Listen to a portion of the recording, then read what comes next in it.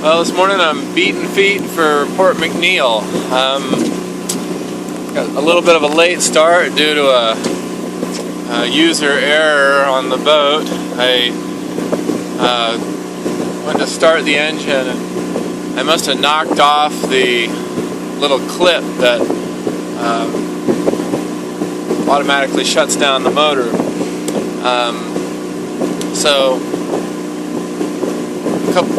Several things happened. First, I tried to plug in a different fuel hose while I was pulling up the anchor, and the engine was running while I was pulling up the anchor, and then the engine died just as I got the anchor off the ground. I was in a small little bowl, so I had no room to drift, and I'd go up on a rock or a shoal. So I had to drop the anchor back down, go back. Rather than fool with it, I unplugged that hose, plugged in the regular hose. At that point I must have knocked off the clip, I guess, because then I couldn't start the motor. I thought I had flooded it. So then I went through a whole bunch of shenanigans trying to unflood the motor. I got in the dinghy and took off the cover and drained the carburetor, and anyway, tried a variety of things. Of course it didn't work because the clip was off.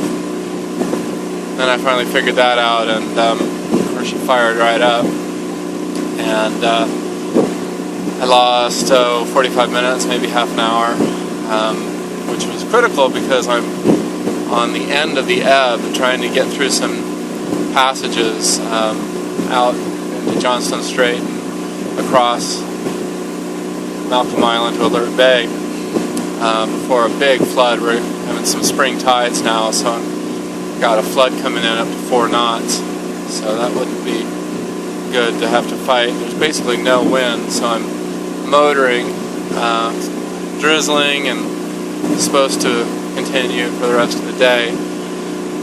But anyway, I still have a bit of the ebb I'm carrying, so maybe a 1/10 of a knot, so I'm at least don't have anything against me yet, and I've got about 2.5 hours to Port McNeill at this speed, but I'm sure the flood's going to kick my butt in a little while and it'll take a bit longer, but it's not too much wind, so it shouldn't be a problem. Anyway, that was my morning.